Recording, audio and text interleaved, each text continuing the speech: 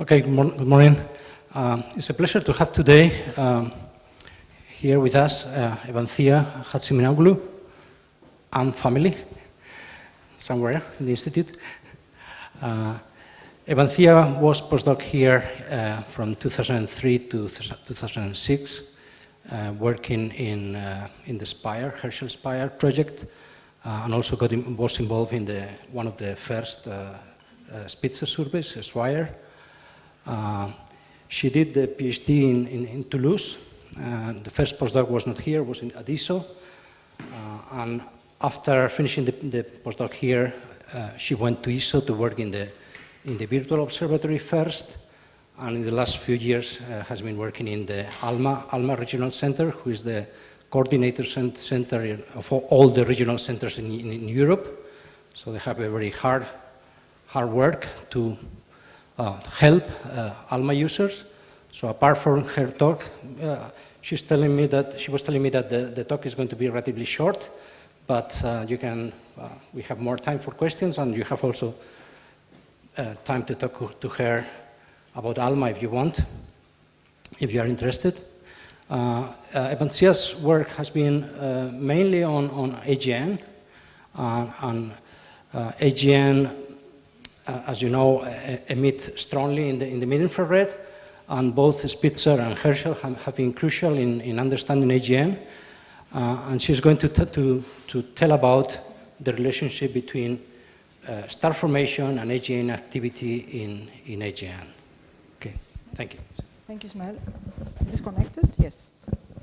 Well, thank you very much. Actually, it's a real pleasure to be back here after all these years. So last time I was here, it was in May 2007. So it's really nice to see that not many things have changed, but many things have changed, because I see very, very many new faces, and it's really nice.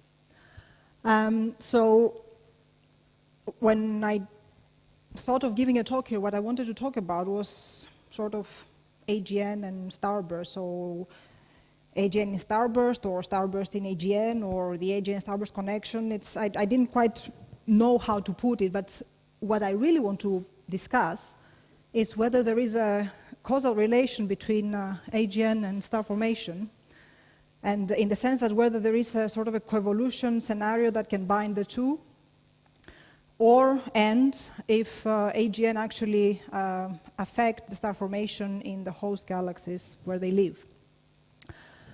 So, as you know, old scenes have long shadows, and I'm saying this because everything I'm going to present here is somehow related to the ISC.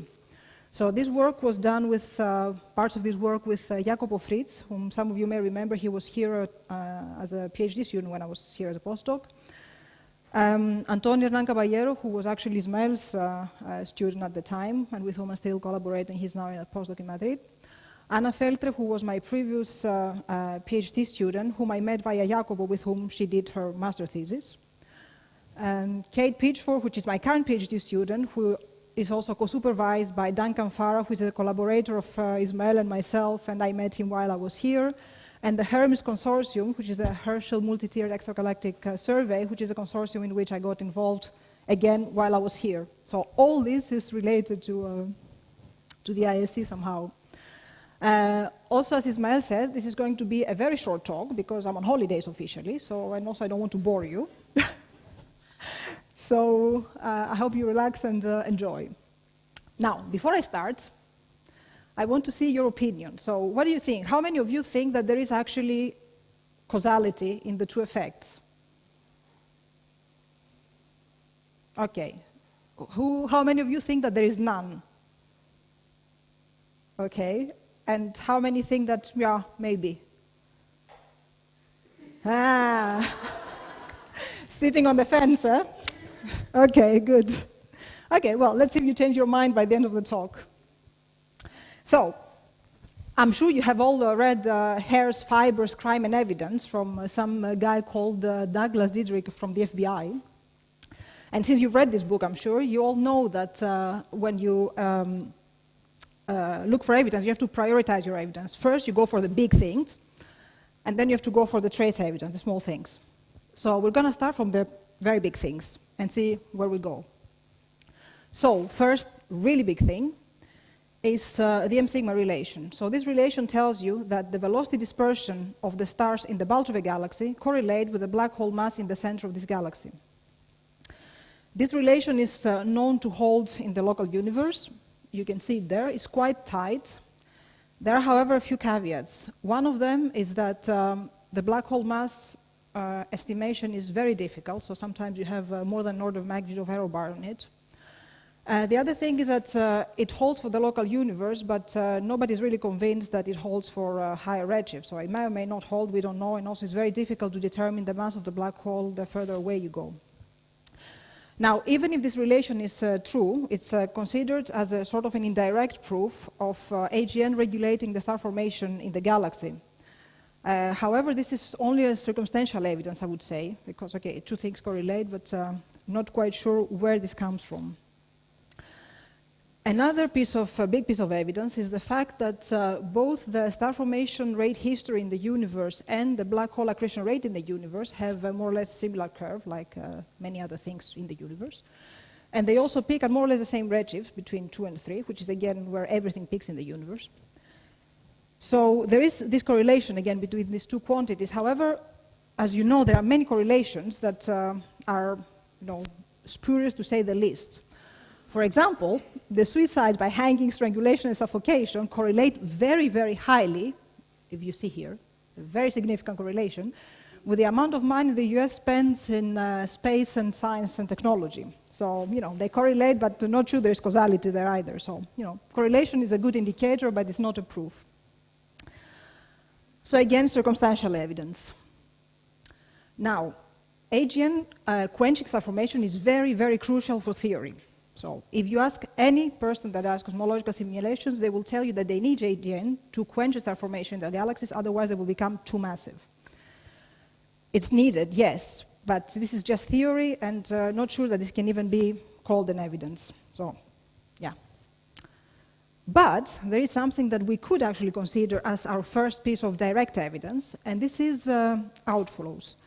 Now, in the past, and before ALMA, let's say, the outflows have been observed in a handful of galaxies in some wavelengths, but it wasn't exactly sure how they interacted with the surrounding medium and how far they could extend their influence to the star formation rate of the host. With ALMA, it has become now routine to observe outflows, so we have more than, it's a few tenths of objects that already know nearby objects to have strong molecular outflows. So something is happening, however, it's still not sure how these outflows affect the star formation at what scales. So, now that we've collected the large evidence, and it hasn't led us really anywhere, we'll try to collect trace evidence, small things. And before we do that, I want to take a step back and talk about the origin of the far-infrared emission in AGN. So this is NGC 1068. It's a prototypical type 2 AGN. So type 2 means it's obscured, so the optical part is dominated by the galaxy. Had it been a type 1, an unobscure AGN, this would be flat here. This bump here is the hot dust from the torus. So there is a torus, dusty torus around the central engine, and it emits, reprocesses the emission of the UV into the mid-infrared. And there's also this huge bump here in the far infrared. And the fact that nearby AGN had such a bump was already known from the times of IRAS and ISO. And also for this particular galaxy, here you can see, for example, the Spire emission. Spire is the far infrared camera of Herschel. So you see there's a lot of emission coming from this galaxy in these wavelengths. Whoops. Okay. However, the origin of this dust was not known until, let's say about 20 years ago. So if you want, you can actually reproduce this, or you can try to reproduce this with an AGN model alone, but then you would need enormous tori with a lot of dust that are really unphysical. They reach kiloparsec scale. So actually, this bump comes from something else. It comes from star formation. So in order to actually test this, we were not the first, but we were the first that had such a big sample. At the time of Spitzer already, so that was the Spitzer Wide Area Infrared Extragalactic Survey, the SWIRE survey Ismail mentioned before. We collected about 300 SWIRE SDSS quasars, and all detected in IRAC 3.6 and 4.5, as well as MIPS 24. So we also added Sloan and two-mass data to this, and we constructed their ACDs. And about a quarter of those had emission at 70 micron. So we reproduced the ACD by using, these were type 1 AGN, so we used an AGN component and a Starburst component. And we found out that in order to reproduce the 70 micron point, we always needed a Starburst component. So that was a bit of a crazy endeavor, because we only had one data point and one upper limit to constrain this part of the ACD. However, as it turns out, we were not that far away from the truth. Actually, we did need a Starburst component, and it contributed a lot to the far infrared, up to 80% of the total infrared luminosity. But actually, we repeated this work when Herschel came along, about 6 years later, and we collected almost 500 AGN, both type 1 and type 2, with Spire detections again, above 5 sigma. We wanted to be sure of what we're doing, spanning the whole redshift range and absolute magnitude ranges and everything. And we saw that, first of all, the detection rate was about 30%. It was independent of the absolute magnitude, so it didn't matter whether they were bright or faint. They were detected about, one-third of them were detected in the far infrared. We also saw that their mid to far infrared colors, which is the plot here, were very different from those of the star-forming galaxies. So these are the black dots are just star-forming galaxies. The colorful dots are AGN. The circles are type 1, the squares type 2, and they're color-coded based on their redshift. So regardless of whether they're type 1 or type 2, and regardless of the redshift, they're sitting in a different place in the mid to far infrared colors. However, if you just look at their far infrared colors, you don't see any difference between AGN emission and star formation from starburst galaxies. So this was the first indication that really starburst was at the heart of the far infrared emission.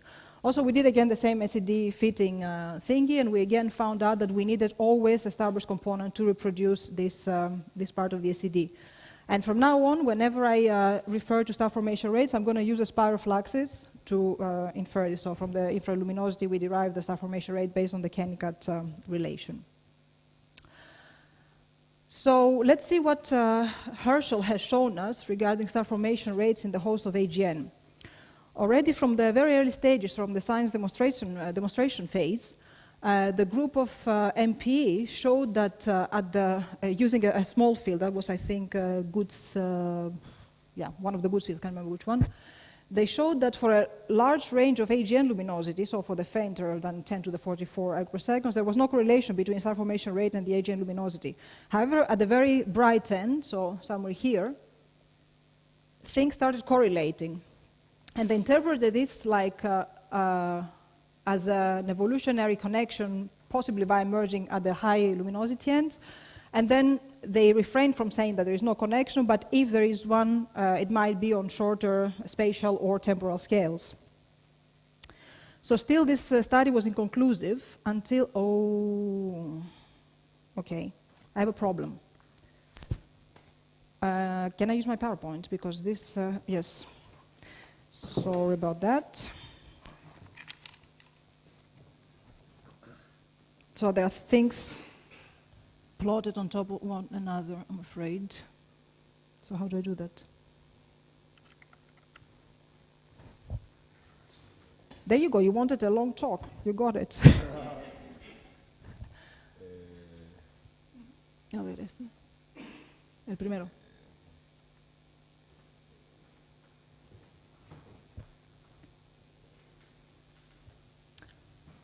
Okay.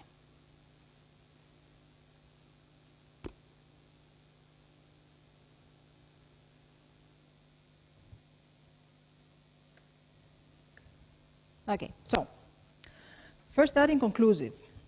And then in the framework of Hermes, we thought we got it.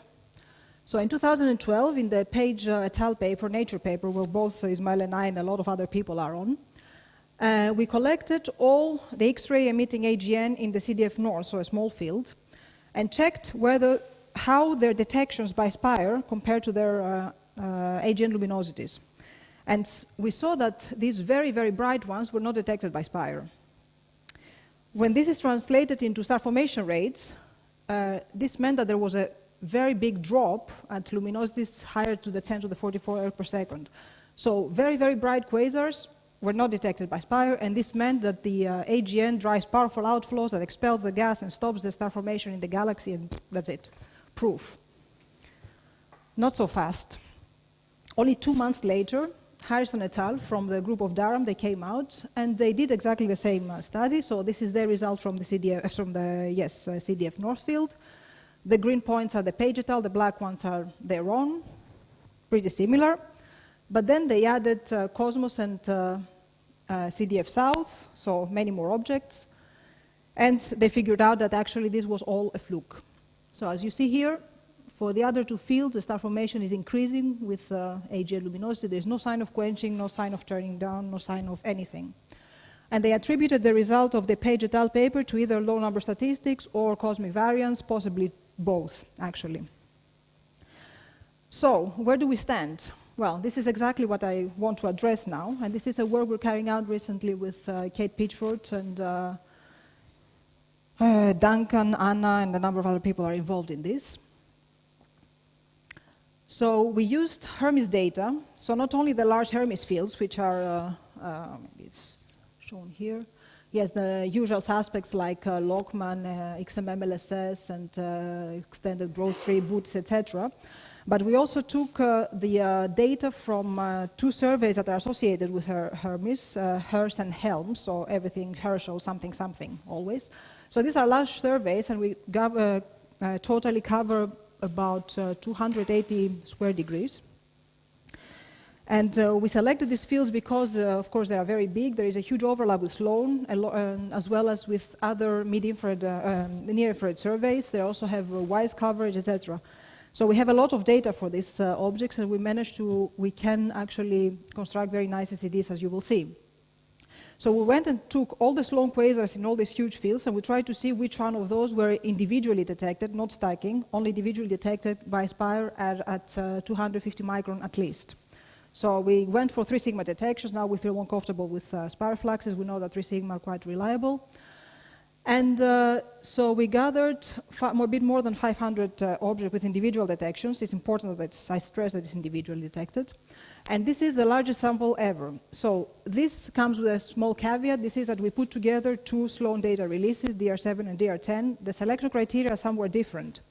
So the sample is not complete and probably also not entirely statistical. However, it's a very good representation of the, well, quasars, bright quasars in the sky. So here you can see the redshift distribution per data release and the total. There are some overlap between some points, some objects, as you see here. So again, in red, DR7, and in blue, DR10. So about, actually more than 90% of these objects have also near-infrared data from be it 2MASS or VHS or UKIDS, and also WISE detections in at least 3 bands. So very good coverage, very nice SEDs. So we have about 11 to 16 data points per object, and it's always closer to 16 than to 11. And so this is how they look like when you build your SED. And basically, each block of group of points also traces a phenomenon. So the Sloan and UKIDS is basically the power law of the AGN. These are all type 1 AGN. So you see the central engine. WISE data give you the bump, the mid-infrared bump of the hot dust, and the Spire data give you the star formation. And we fit this with a multi-component model. So in this case, it's just 2 components. We don't have stars because all type 1. So we use the AGN and torus model. So basically, this is the AGN and reprocesses the emission. It's a smooth representation, but it doesn't really matter here. And a Starburst template. We have a small library of Starburst templates that cover more or less, or at least a wide variety of star formation behavior. And from this, we derive the accretion luminosity, or AGN luminosity. All Born-Make luminosity is the same thing. And from the luminosity of the Starburst template, the star formation rates, as I said before. So these are the flux distribution, the Spire flux distribution of our sample, the total sample now not divided in data releases. In blue is the 250 micron, all brighter than 30 micron, 30 millijansky, sorry. So this means very good detections if you read the relevant paper. For 350 and 500, we actually took the values, the fluxes at face value. However, 75% of the 350 and more than 50% of the 500 are also above 3 sigma, so we're quite certain that we're calculating quite well the luminosity. And as I said, these are individually detected objects, which means that they are very, very bright. And these are the inferred star formation rates, so the peak is at around 1,000 solar masses per year. So these are not the typical star-forming galaxies or even star-forming AGN of a few tens to a few hundred. These are really the weirdos of the pack. So since we're going to use the accretion luminosity that comes out of our model as a measure of the AGN luminosity, I just wanted to show here briefly that for DR7, we also have the barometric luminosity of the Sloan quasars that comes out of the pipeline. So the two correlate pretty well. There's a small systematic, but we're investigating this. But for the purpose of this work, we can use this interchangeably. There's really no problem for that. So whenever I say accretion luminosity or AGN luminosity or barometric luminosity, I actually mean one and the same thing. So, to the meat of the story. The star formation rate as a function of barometric luminosity or AGN luminosity. Now, I want you to ignore everything and only look at the open points and forget also about their color. So, at a first glance, star formation rate correlates with accretion luminosity. Fine. However, if you look carefully, you'll see that they change color, and the color coding is based on redshift. So what's happening here? Well, it's simple. This is a flux-limited sample. It's actually doubly flux-limited because it's Sloan and Hermes flux-limited, which means that objects that are further away need to be intrinsically brighter to make it into the sample. So basically what we see here is a dependence with redshift, not with luminosity. Now, since we understand that this is a problem with the redshift, if we bin in 3 large bins of redshift, as you see there, and check for the star formation rate as a function of accretion luminosity within these bins, you'll see now that within the error bars here, and pretty much at face value here, it's constant. So star formation rate doesn't seem to be affected by the accretion luminosity one way or another, neither boosted nor turned down. However, it is flat. So within a given redshift, it stays more or less constant. Is this the evidence we're looking for? Does this mean that we start seeing some sort of turn-off? We haven't caught it yet, but it's coming. Well,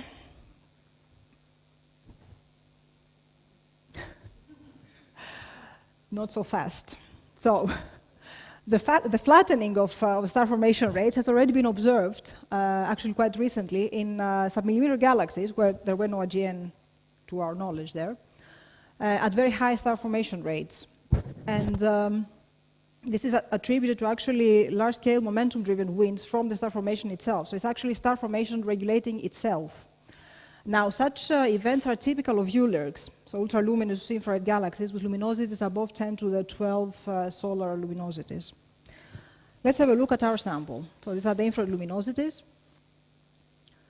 And indeed, all of them, more than 95% of them, fall into this region. So again, we cannot say with certainty whether this flattening has something to do with the AGN luminosity or not. Could be simply star formation regulating itself. Now, there's another thing we can check. So in the context of strong coevolution, you would expect the bulks of the stars to form at the same time as the AGN is accreting at its most powerful moments. So we're going to check how the star formation rate is behaving as a function of the Eddington ratio. So the Eddington ratio is the AGN luminosity divided by the Eddington luminosity, and the Eddington luminosity is here calculated with a black hole mass, all with very huge error bars, of course, because quantities are interrelated, but still. And here you can see directly that there is absolutely no dependence. So star formation rate flat at all redshifts. It increases with redshift, yes, but it's flat in redshift bins with the Eddington ratio. So again, if anything, there is really no strong indication for coevolution. So, back to square one. So, we can still look for some further trace evidence if we really want to. And this brings me back to another work we carried out a few years back. So that was again in the Hermes framework, but this time we had gathered for a different purpose, which I won't touch even here. but we gathered a sample of mid-infrared emitters in the Hermes fields that actually had IRS spectroscopy from Spitzer, so mid-infrared spectroscopy. And this helped us to constrain the AGN template quite well, and also this allowed us to constrain even better the star formation on the other side, the Starburst template. So these are the samples, so the 24 micron distribution, 250 against Spire, and the color. So you see, this again, this thing is quite representative of the mid-infrared bright Hermes sample. So again, not a statistical sample, but quite representative of the population we're sampling with these surveys. So again, we perform a multi-component SED fitting using the spectrum as well this time. And since they were also type 2 AGN, we added a component here which we don't see, which is the stars, whenever it was needed. And, but this time, instead of using the Starburst template, we used a black body for the far infrared. And this allowed us to compute the temperature of the cold dust, so the dust that is heated by star formation, and its mass. So the mass is basically the scaling of the black body. So it was a very simple approach. We just used a single modified black body with one single temperature. However, the temperature ranges we got were very compatible with that of other studies that also used more complicated multi-temperature models. And what we wanted to check is whether the AGN can affect the temperature of the dust at large distances.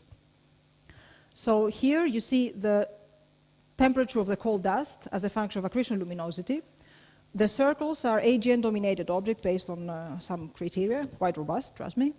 And the crosses are Starburst-dominated objects. The filled circles are type 1 AGN, and the open circles are type 2 AGN, so you have a mixture of everything here. So as you see, there is really no trace of correlation between the temperature and the accretion luminosity. If you really want to push it, and if you ignore all the symbols but the filled circles, then you may want to say that maybe something is happening there, but the correlation is really, really weak. And the number of points is really not enough to say anything. But globally, we see absolutely no trace of an effect of the AGN to the dust, the cold dust at the distance, at far distances. We also check whether the hot and the cold dust components correlate. Now, the hot dust component is calculated based on the SED fitting, the part of the torus, right? So we integrate the dust in each volume of the torus. This is how the model works, and this gives us the total dust in the total mass of dust in the torus. And the cold dust is again the same as before from the black body fitting. The symbols again the same. Crosses are starbursts, circles are AGN, and again, absolutely nothing. So the masses don't correlate, which means that actually the fraction of gas which is funneled to the AGN from whatever is happening outside, again, is not constant. So, where do we stand? I think we can say with certainty that AGN and star formation coexist in a large variety of objects spanning a large luminosity in AGN at least. I think this one, nobody says no. However, from what I've shown and from the studies we've carried out, there is really no evidence of the AGN affecting the star formation of the galaxies globally, okay, at global scales. Also, the AGN doesn't seem to be able to heat the dust at large temperatures, which of course is to be expected since, you know, there is a torus around and it's covering a lot. Again, the mass of the hot and the cold dust are not correlated with each other. And the star formation rate does not depend on the Eddington ratio either, which means that we don't see any sign of coevolution. So if I put all this together, then I would say that really we have no evidence of causality. The two may coexist because they both depend on the large reservoir of gas, be it you know, a result of merging or heating by a feedback process or whatever, but we see really no evidence of anything else. Having said that, the absence of evidence is not evidence of the absence, right? But if it's evidence you want, I think we really need to look harder and probably with different methods, because this thing really didn't bring us anything.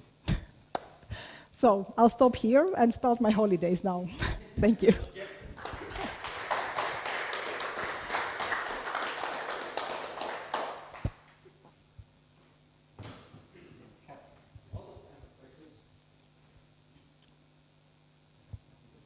only arrive in half an hour. So. Questions? Almudena.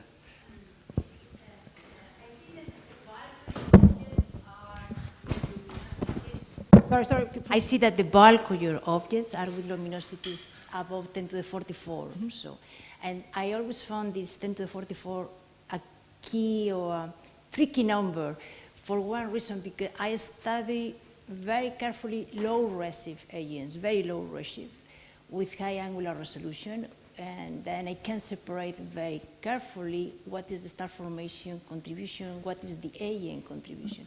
And wherever I was looking at relatively nearby objects with luminosities below 10 to the 44, there was a star formation around the galaxy, around the nucleus, and the AGN. But at the moment, I was getting with luminosities of that kind, where you get in the regime of quasar-like objects. Nearby Cipher galaxies were dominated by the AGN alone. The galaxy in the infrared, in the far infrared, was not contributing at all. It was pure AGN emission. And that is happening at low redshift, at 10 to the 44 and beyond. So I see that in the bulk of objects which are getting a much higher redshift, it seems that it's something like that. You are, I believe because you don't have resolution, you cannot distinguish what is what. Of course.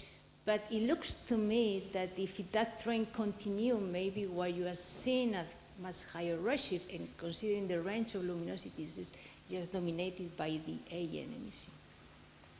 And maybe you still have star formation at much lower level, but your dominance is the AGN emission. But you mean the far infrared?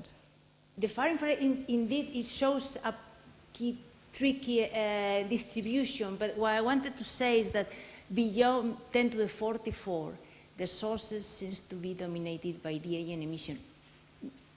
Wherever is the star formation is negligible, the contribution. A low redshift. So I just wonder whether you see this evolution. Well, these are all slow quasars, so the redshift is, typical redshift is above 0.5, well, 0.3 and above. So it's really, we're talking about two completely different... No, yeah. Well, when I took it, a low redshift is things that are here. Yeah. So already at that redshift, you can hardly separate things, and even less with these infrared emissions. What you just wanted to say is that beyond 10 to the 44, maybe what you are dominating in your luminosity, in your accretion luminosity, you determine is by the AGN itself. The accretion luminosity, yes. I mean, the optical and the mid-infrared is really dominated by the AGN, but the far infrared is not. It's star formation. Yeah, but what dominates in this object is the AGN luminosity. This is why I mean that perhaps as we see a low redshift, star formation can be much more powerful below 10 to 44 luminosity than the AGN itself. But when you say dominated, what do you mean? Dominance is wavelength dependent. Even stronger than the AGN itself. That when we have luminosities below 10 to the 44, the star formation can be dominated. In fact, dominates the emission in the galaxy. The AGN contribution is negligible. And you can go by order of magnitude. If you do this very careful disentangle between star formation and AGN at high angular resolution, you can do that at low redshift. So if I follow that trend at high redshift, which I cannot do it because at high redshift or these redshifts I will mix a lot. Maybe what I'm saying is that you have this key number around 10 to the 44 where the correlation star formation luminosity starts to disappear, or you don't see any trend. Maybe it's because you are dominated by the AGN emission. But in the similar studies with the X-ray galaxy, we don't see a trend even before that. Up to 10 to the 44, there is nothing. Well, to the 24, I don't know at these ratios. I know that after the 24, after 10 to the 44, you have contribution of star formation and AGN, and the star formation is very important. It could be dominated emission. Again, dominance is wavelength dependent. I have some slides I can show you after offline. Exactly on this thing, how it depends on the wavelength and how it depends on the luminosity and all that, so we can discuss if you want.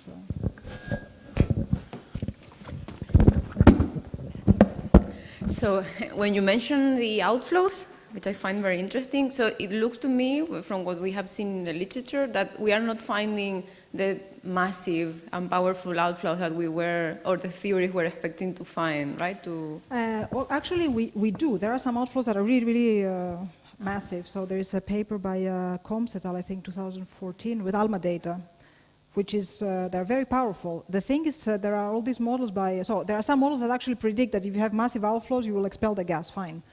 But there are also models like the Bourneau and Gabor, for example, that you can have really, really massive outflows. We're talking about 1,000 solar masses, right? And they don't affect anything. They might affect really the vicinity of the AGN, but very nearby, and the rest of the galaxy is intact. So it's still an unexplored territory, and I think actually ALMA is now catching up with this, and this is becoming really exciting.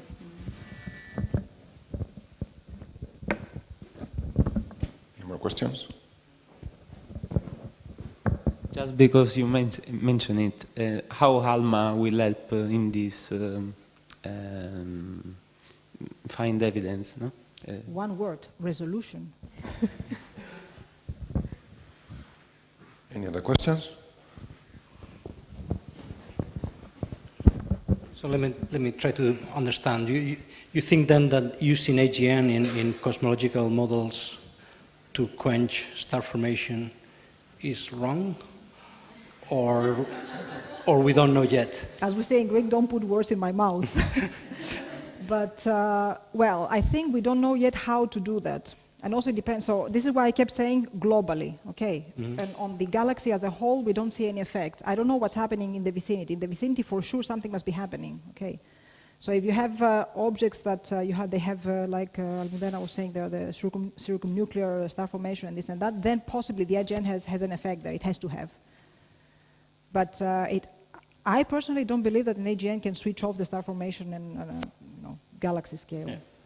So we need to find something else. And what do you think would be the crucial test of this with ALMA? I mean, what kind of samples, what redshifts? I mean, should we do the redshift 2 where quenching is supposed to? I mean, we can't go very far even with ALMA, no? But